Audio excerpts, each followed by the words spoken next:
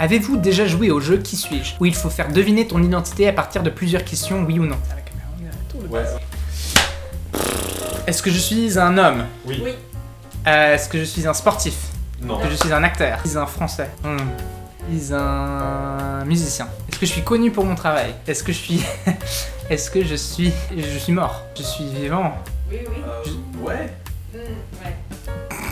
Personnage de fiction. Oui. Hey, je suis personnage littéraire, filmique. Ah, est-ce que je... Ce qui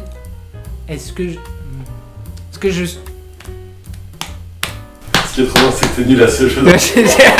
Quand tu joues à ce jeu, quelles sont les questions que tu poses? Genre, job, taille, couleur de peau? Mais est-ce que c'est vraiment ça qui définit notre identité?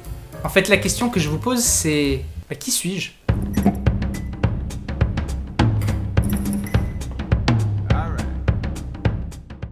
Première question, qu'est-ce qu'une identité? Premièrement, une identité c'est quelque chose qui ne change pas. Ça ne change pas en fonction de ton environnement, des gens qui t'entourent ou de ton contexte actuel. C'est quelque chose de fixe. Tu peux peut-être mettre un masque sur ton identité en fonction de ceci ou cela, mais le visage derrière reste le même. C'est ça ton identité, c'est le constant. Deuxièmement, ton identité, c'est ce qui te donne ta valeur, c'est la raison pour faire ce que tu fais. Tout le monde traverse un processus de découverte ou de définition de qui elle est. Par le passé, cela est venu par une définition de ta place dans la société ou de ta place dans la famille. En fait, tu es défini par ce que tu peux faire pour autrui. La narration de cette définition de soi, c'est le sacrifice. En revanche, dans notre société aujourd'hui, on nous apprend que la définition de soi vient de soi. Tu es qui tu es et personne ne peut dire autrement. Tu t'auto-définis. Cette définition de soi, c'est la liberté personnelle. Tu es tes rêves et tes désirs. Alors soyons clairs, il y a du négatif dans ces deux modèles. Être défini par sa société amène souvent à une stratification de la société où personne ne peut sortir du cadran dans lequel il a été né. Mais être défini par soi-même peut nous laisser comme des êtres égoïstes sans aucun intérêt pour les gens qui nous entourent. En plus, si on base notre identité sur nos rêves et nos désirs, on voit un gros problème. Nos désirs, eux, ils changent. Un jour, je veux être chocolatier, le jour d'après, je veux être père au foyer. C'est normal, nous sommes des êtres qui évoluent. Mais n'oubliez pas, l'identité, c'est quelque chose qui ne doit pas changer. Ce n'est pas un masque pour un contexte, c'est le centre même de notre existence. Alors pourquoi baser notre identité sur quelque chose en flux? Nous avons une société qui nous raconte des bobards. Elle dit que c'est seulement l'intérieur qui compte. N'écoutez pas ce que disent les autres sur toi, elles vont toujours tort. Qui tu es vient de toi, et seulement toi. Mais en fait, c'est important d'écouter autrui. Si je suis un monstre et que tout le monde me le dit, mais que je n'écoute pas, parce que je suis très heureux avec qui je suis, au final, je viens de me prouver encore plus le monstre. On est des êtres de société, on a besoin d'autrui, on a besoin d'être validé par autrui, encouragé par autrui, aimé par autrui. Alors, soyons sages, prenons des gens de confiance, des gens qui me connaissent et qui me veulent mon bien, n'écoutons pas tout le monde non plus, mais soyons à l'écoute de ce que l'autre dit sur moi. Ils ont peut-être la bonne chose à dire.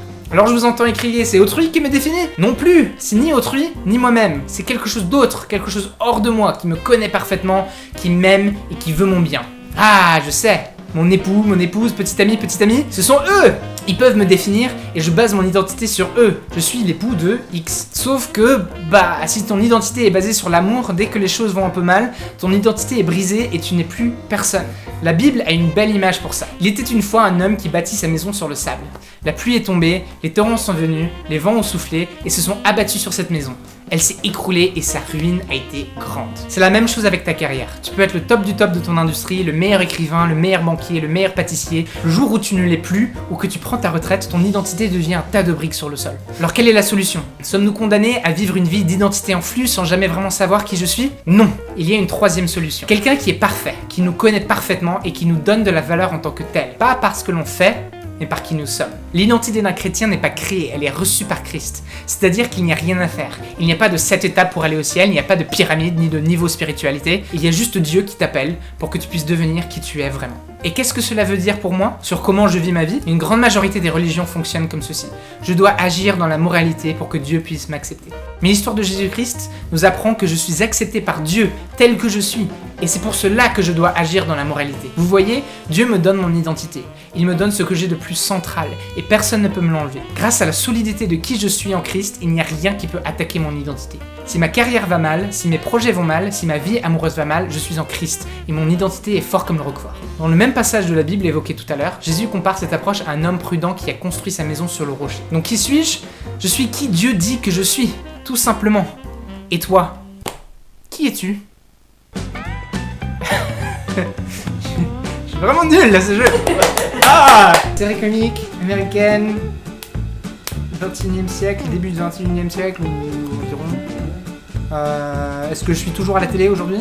Je crois que la série est finie, mais ils ont fait une deuxième avec le même personnage, Ah! mais en plus jeune. Ah! Oh mais tu as tout dit maintenant, je suis Sheldon! Mais oui, t'es jeune. Ah! Mince! Ok. Très bien, je suis Sheldon.